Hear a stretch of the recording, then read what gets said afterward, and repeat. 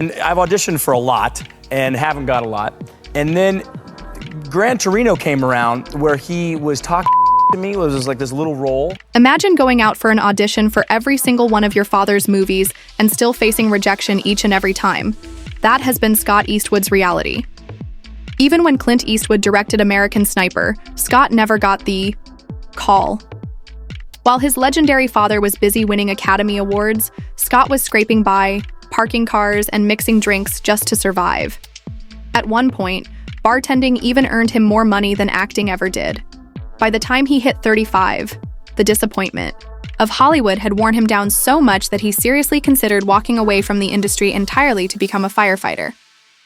But what's even more shocking than his career struggles is the moment he finally stood up to his father.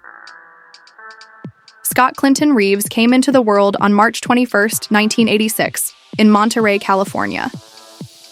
His arrival was not announced with headlines, nor was it openly acknowledged by his famous father, Clint Eastwood. At that time, Clint was already a major figure in Hollywood, directing and starring in successful films like Pale Rider. Yet, while he commanded attention on red carpets, Scott's life began quietly and hidden in the shadows of a scandal. His mother, Jaslyn Reeves, worked as a flight attendant and had met Clint during one of his many trips in the mid-1980s. Their connection quickly turned into a secret affair that lasted for at least 3 years. Years in which Clint was publicly involved with another woman, actress Sondra Locke. Locke was completely unaware that Clint was living a double life. Believing they were exclusive, she was blindsided when she eventually discovered the existence of Scott and his younger sister, Catherine, during a bitter lawsuit years later. When Scott was born, his birth certificate did not bear the Eastwood name. Instead, he was registered as Scott Clinton Reeves, a deliberate attempt to keep Clint's affair and secret child out of the public eye. 2 years later, in 1988, Catherine was born, and by then the truth had become increasingly difficult to conceal. Still, Clint did not publicly acknowledge the children, nor did he take an active role in raising them. Scott spent his early years in Carmel by the Sea, a quiet town where Clint himself had once served as mayor. But for the boy growing up there, life looked nothing like that of a celebrity's child.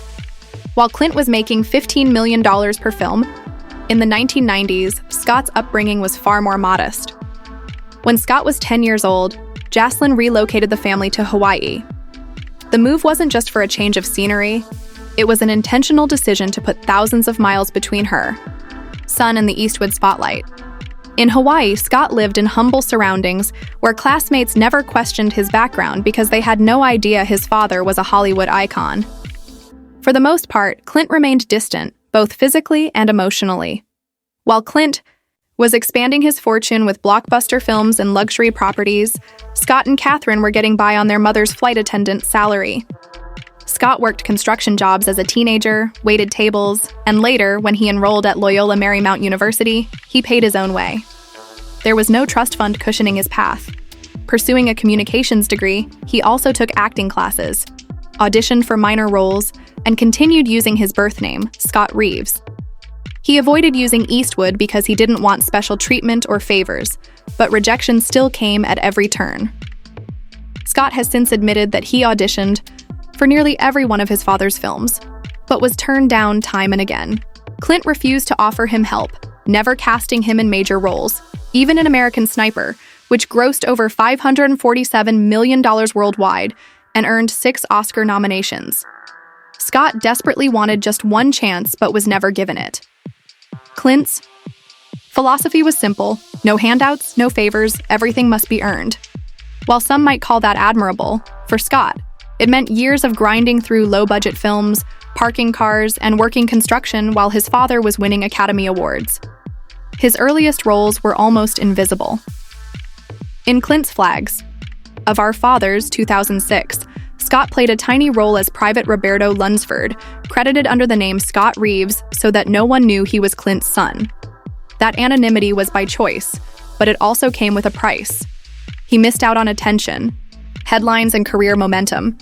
Films like Pride and Player 5150 came and went with little notice, some released straight to video, others barely playing in theaters. He was stuck in professional limbo, working hard yet going nowhere. His family situation wasn't much easier. Clint Eastwood fathered 8 children with 6 different women, and Scott was just one of many.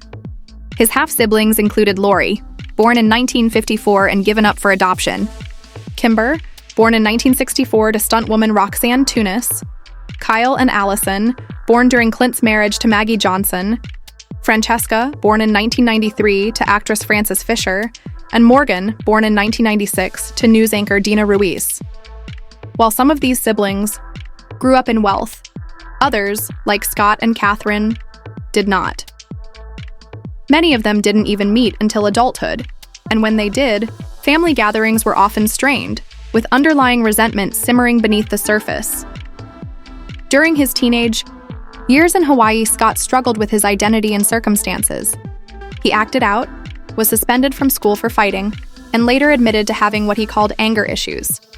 He knew exactly who his father was, but couldn't talk about it openly, couldn't ask why Clint was absent, and couldn't explain to others why he felt simultaneously important yet invisible. When the family returned to California in 2000, Scott enrolled in Carmel High, and slowly the truth about his background began to leak out. Some classmates treated him like royalty while others mocked him. At times, he considered keeping the name Reeves permanently just to escape constant comparisons to his father. By the time he reached college, Scott was done hiding.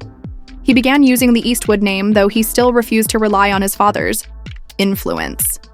He applied for financial aid, worked long hours, and kept auditioning for roles that often paid little to nothing. Then, in 2009, he landed a part in Invictus, another Clint Eastwood-directed film. This time, Scott used his real last name, finally stepping into the shadow of his family name. Invictus was about proving oneself under pressure and fighting to be taken seriously, which mirrored Scott's real-life journey. At 26, Scott made a daring move. He signed on for not 1, but 3 horror films. His role in Texas Chainsaw 3D could have locked him into a trilogy, and at that time, he was still credited as Scott Reeves to avoid the nepotism label. Filming began in Shreveport, Louisiana in August 2011. Ironically, Scott hadn't even seen the original Texas Chainsaw Massacre. The only version he knew was the 2003 remake starring Jessica Biel. Still, he stepped into one of the most iconic horror franchises, taking on a role in the 7th installment, which was pitched as a direct sequel to the 1974 original. A year later, in 2014, everything shifted. Scott landed a major role in Fury, a gritty World War II film starring Brad Pitt. This time, his role as Sergeant Miles, the newest member of the tank crew, was substantial. The ensemble cast, featuring Pitt, Shia LaBeouf, and John Bernthal, won the National Board of Review's Best Ensemble Award. For Scott, who had fought for years to be taken seriously, this was official recognition. He had gone through grueling military training and operated real Sherman tanks from the 1940s for authenticity. Critics finally began to view him as a legitimate actor, not just Clint's kid. Then in 2015, Scott surprised everyone again by stepping into a Nicholas Sparks romance. He starred in The Longest Ride as a bull rider who falls in love, and in true Eastwood style, he insisted on doing his own bull riding stunts. That same year, packed with Marvel releases and blockbuster spectacles, Scott carved out his space, even earning a nomination for Choice Movie Breakout Star. Studios began to take him more seriously. Later that same year, he shocked audiences once again when he appeared in Taylor Swift's Wildest Dreams music video. Not just as a cameo, but as the lead romantic interest in a dreamy 1950s set African love story directed by Joseph Kahn. It became one of Swift's most sensual and cinematic videos, filled with steamy on-screen chemistry that sparked both attention and backlash. Some industry insiders warned him against doing it, claiming it would ruin his credibility as a serious actor, but Scott ignored them and went ahead. The video premiered during the MTV VMAs pre-show on August 31st, 2015, racking up millions of views within hours. To top it off, all proceeds from the video were donated to wildlife conservation efforts. But behind his rising career, Scott was carrying a devastating secret. In 2017, during an interview with GQ Australia, he finally revealed a heartbreaking truth. Back in 2014, his girlfriend, Jewel Brangman, had tragically died in a car accident. She was just 26 years old. The crash itself wasn't severe, one of those fender-bender type accidents that most people walk away from.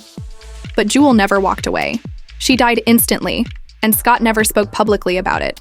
Not to the media, not even much to her family. For nearly 3 years, he kept his grief private until that single interview. Jewel had been driving from San Diego to Los Angeles in a rented 2001 Honda Civic when she lightly rear-ended another vehicle in a small chain reaction collision. It looked harmless, and no one else was seriously injured. But Jewel's car contained a deadly secret. The airbag inside had been recalled back in 2009.